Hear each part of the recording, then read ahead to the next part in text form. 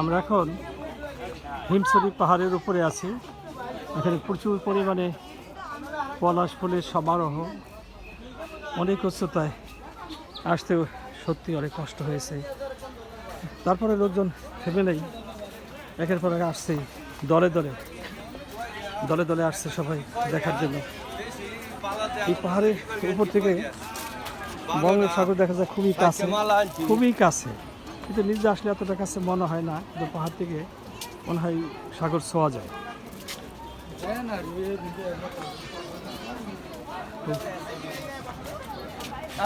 আমি একাই উঠেছি, আমার সঙ্গী মিসেস লক্ষ্মী পোদ্দার এত উচ্চতায় উঠতে সাহস করেনি, তাই আমি যখন এদিকে আসলামই বাবার যে হিমছড়িতে উঠে যাই। যদিও এর আগে 2-4 বার এসে এখানে উঠেছিও, তো তারপরেও আবার কখন আসা হয় না হয় বলা যায় না, তো এই কারণে আবার সেই আবারও উঠলাম উপরে। অনেক কষ্ট। ওই যে দূরে দেখা যায় স্পিড বোট যাচ্ছে, একদম হিমছড়ির কোল ঘেঁষে বঙ্গোপসাগর, উত্তাল বঙ্গোপসাগর ঢেউ আসতে পড়ছে একের পর এক। তবে এখানে পর্যটকদের sea beach, Laboni, Sugandha point কিংবা কলাতলি পয়েন্টের যেই হিউজ ক্রাউড, এখানে অতটা ক্রাউড নেই, নাই বললেই চলে। একেবারে তো একজনও দেখছি না পারে, কেন নাই ঠিক জানি না। এখানে কি কোনো বালিয়ারির ভয়ে কি মানুষ যায় না নাকি সেটা বুঝতে পারছি না। কথা সেই 2-1 যায়। মেরিন ড্রাইভও দেখা যায় এখান থেকে। সত্যি অপূর্ব দৃশ্য, যে পাহাড়ের কোল ঘেঁষে সাগর যেভাবে বয়ে চলেছে, উত্তাল ঢেউ আশ্রে পড়ছে। সত্যি এ না দেখলেই সৌন্দর্য, অপার সৌন্দর্য কোনোভাবেই উপভোগ করা যায় না। সত্যি সার্থক। অনেক কষ্টে উঠেছি উপরে, অনেক কষ্টে, খাড়া সিঁড়ি। এখানে উপরে ওঠার পরে মনে হলো যে একটু ওঠাটা সার্থক হয়েছে। আমাদের ছেলেমেয়েরাও আছে নানান জায়গায়, ঘরের ভিতরে ছবি আছে। ও চারিদিকে উঁচু উঁচু পাহাড় দেখা যাচ্ছে। এই পাহাড়গুলোতে কেউ কেউ যাচ্ছে, কিন্তু এখানে বলা আছে হার্টের রোগীদের উপরে ওঠা নিষেধ। তো আমি আর আপাতত এখান থেকে নামবো। এই প্রচুর পরিমাণে পলাশ ফুল দেখা যাচ্ছে। গোটা হিমছড়ি এলাকায় পলাশ ফুলের অনেক সমারোহ। এটাও একটা প্রকৃতির অন্যরকম সৌন্দর্য,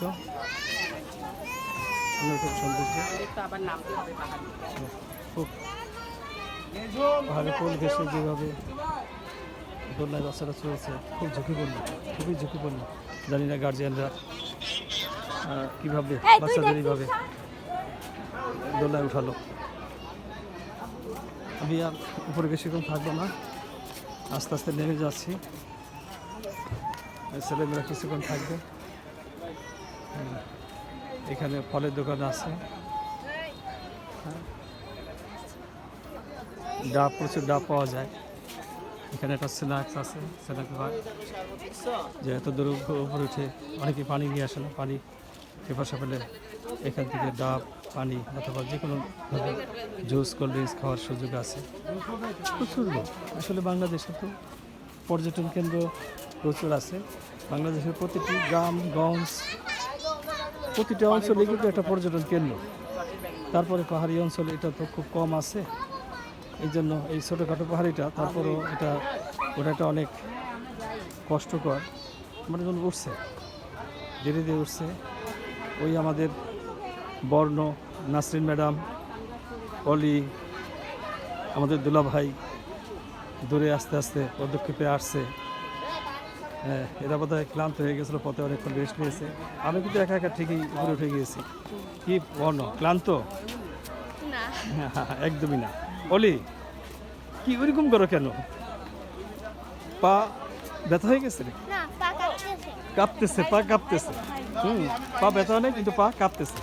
এটা হ্যাঁ। হাই, আমাদের ভাই আস্তে আস্তে টুকুর টুকুর করে উঠতেছে। ভাইয়ের হাসিটা দেখে মনে হচ্ছে যে ভাই ক্লান্ত হন নাই। উঠতে উঠতে তো টাকা চলে গেল, ওদের কাছে টাকা ফেরত পাওয়া দরকার, চাওয়া দরকার। আচ্ছা আচ্ছা, ভাই মোটেই ক্লান্ত না? হ্যাঁ। আচ্ছা, এখন আস্তে আস্তে নামবো। তো আপনারা যদি কেউ ওইদিকে আসেন তাহলে কষ্ট করে হলেও এই হিমশরীফ পাহাড়ের উপরে আসবেন। না আসলে আসলে যে কোলঘেঁষা যে সাগর, পাহাড়ের কোলঘেঁষা সাগরের যে সৌন্দর্য, অপরূপ সৌন্দর্য কিন্তু কোনোভাবেই উপলব্ধি করা যাবে না, উপভোগ করা যাবে না। অবশ্যই আপনারা আসবেন। তো আজ এখানে বিদায় নিচ্ছি। ধন্যবাদ আপনাদের।